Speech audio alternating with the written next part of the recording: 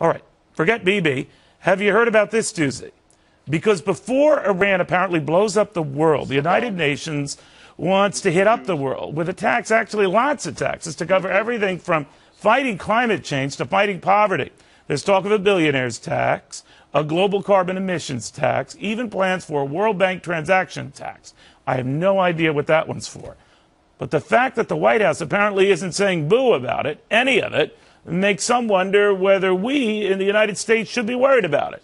Former UK Parliament member John Brown says we should. He's here with me now. This is weird, but can the UN actually do this? Well, only if it's supported by the members. And, of course, it's a most open, surprisingly open and aggressive bid for world government.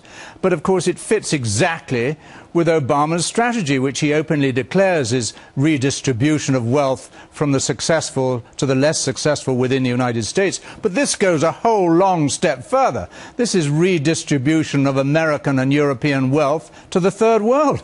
I mean, it's nasty enough to pay taxes for a huge government you think interferes with your life. But to pay and throw it around the whole world, it's going to mean abject poverty. But there is precedent for it, right? Even among the European Union. I mean, when you go in and you fly into any one of the European Union member countries, you pay a tax, I think, that goes to the EC. You pay a variety of things that go to that community and all the member countries, whether those member countries individually like it or not.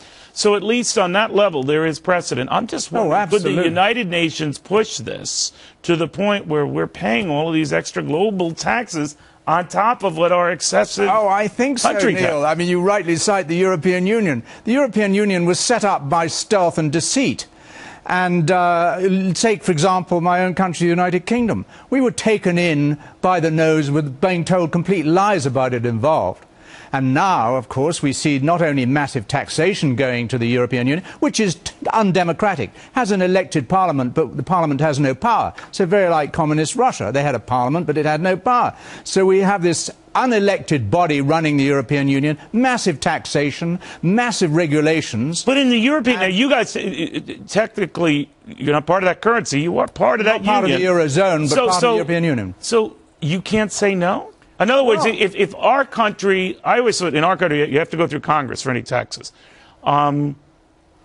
We haven't given that right up yet, have we? No, but you see, Britain has 80% of British legislation comes from Brussels already. And so you guys already sold your soul. Yes, and in times which is why you moved here. Yes, for freedom. And now it's being threatened here. I'm an American citizen and freedom's being threatened. But, you know, you mentioned something interesting during break. I don't want to give conversations away, but we mentioned about the top rate going up in France, that's 75%.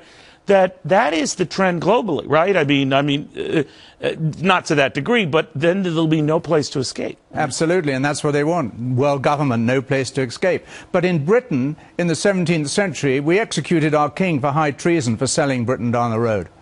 I mean, if they dared to say it, these leaders that took us in and keep paying all these taxes and keep supporting the European Union, which is merely a pilot scheme for the United Nations and world government. But they must know that you can't get much bang for the buck or the euro, whatever, just constantly hiking it, right? I mean, studies have been proven here, there, everywhere, that you never get the money you think you're going to get. No, but of course they take from the successful, like Germany, and redistribute it to the less successful.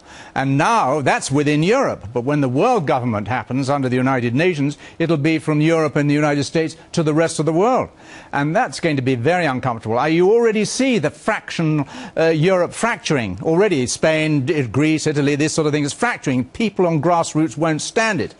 I think the same thing will happen in the United States and others when they realize what's happening, and you'll see a vast increase in the demand for states' rights within the United States.